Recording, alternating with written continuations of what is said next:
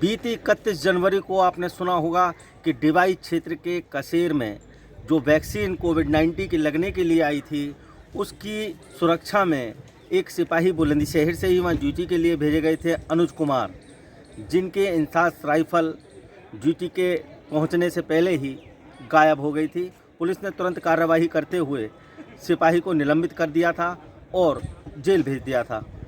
लेकिन इसका खुलासा हुआ कि पिछले 1 महीने से इंसास राइफल, क्योंकि सरकारी वेपन था, इसके लिए बुलंदशहर पुलिस के लिए बहुत बड़ा सिरदर्द था।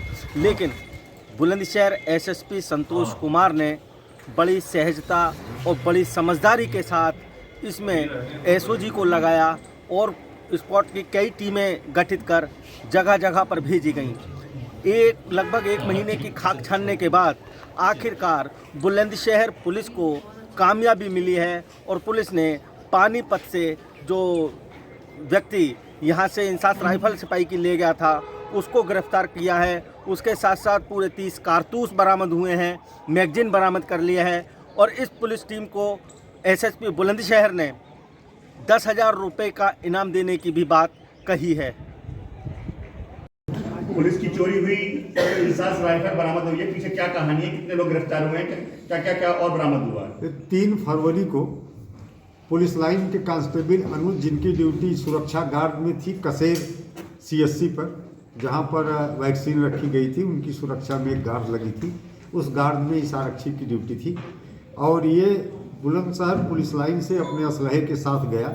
रास्ते में इसे नवल किशोर उर्फ किशोरी लाल, जो अभियुक्त है, उसका पुराना परिचित था, जानता नहीं था, पहचानता था केवल ये शराबी किस्म का व्यक्ति है नवल किशोर। और ज़्यादातर पुलिस लाइन के पीछे लेबर चौराहे पे ये मजदूरी के लिए आता था। तो पिछले 1-1.5 साल से दोनों के बीच में आमने सामना देखा देखी होती रहती थी। इस आधार पे दोनों का परिचय था, लेकिन बहुत अधिक इसके बारे में वो जानता नहीं था। आरक्षी अनुज इसको अपने साथ लेकर के कसेर हॉस्पिटल गया और रास्ते में इन दोनों ने एक साथ शराब पी, क्योंकि शराब की पाउच जो है इसके पास थी और उतने सुबह मार्केट में शराब उपलब्ध नहीं थी। और फिर जब नवल किशोर को साथ लेकर के वहाँ पहुँचा तो दूसरा सिपाही था, वो नवल किशोर के साथ मार्केट जाने लगा, पीछे पीछे ये भी हो लिया। दूसरे सिपाही ने इसको 30 रुपये दिए और कहा कि अपने घर चले जाओ। ये घर जाने के बजाय गार्ड रूम, जहाँ पर राइफल तकिया के नीचे छुपा के रखी गई थी और एक सिपाही अंदर था, वो कुछ पल के लिए बाथरूम गया था। ये पहुंचा और वहीं से धीरे से इसने राइफल उठाई और दोनों मैगजीन राइफल में लगी थी, दूसरी मैगजीन को अपने पॉकेट में रखा और वहां से राइफल लेके चला गया। सर, किस चीज़ के आधार पर इसकी पुष्टि हुई है? और वहां पर सीसीटीवी कैमरे लगे हुए थे, तो सीसीटीवी कैमरों में राइफल ले जाते हुए ये देखा गया है और मैगजीन को अपने पॉकेट में रखते हुए देखा गया है। बाद में जब इस प्रकरण की जानकारी हम लोगों को हुई तो इस प्रकरण में अभियोग पंजीकृत कराया गया उस कांस्टेबल के खिलाफ और इस अज्ञात व्यक्ति के खिलाफ। इसके बारे में जब उस सिपाही से गहराई से पूछताछ की गई तो बहुत अधिक बताने में समर्थ नहीं था।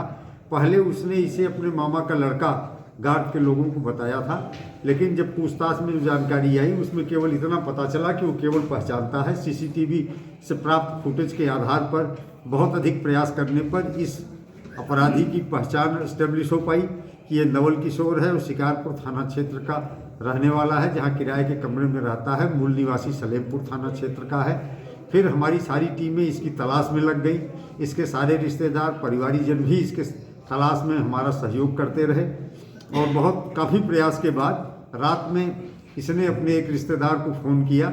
उसमें इसकी लोकेशन पानीपत में आई। उस लोकेशन के आधार पर हमारी टीम देर रात पानीपत पहुंची और सड़क के नीचे एक दुकान के सामने बाहर लेटा हुआ था, वहाँ पर इसको जो है उठाया गया और फिर इसकी निशानदेही पर वो चोरी गई राइफल और 30 कारतूस मैगजीन बरामद कर लिए गए। सर, उद्देश्य क्या बताया गया था इसका चुराने का? देखिए, मुझे जो प्रतीत होता है कि ये अपराधी किस्म का नहीं है, ये शराबी है, मजदूर टाइप का है, दिमाग से थोड़ा कमज़ोर है।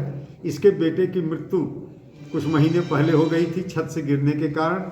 इसके दिमाग में एक बात बैठ गई थी कि जो इसके घर के सामने आदमी रहता है उसकी वजह से ये मेरा लड़का छत से गिरा है।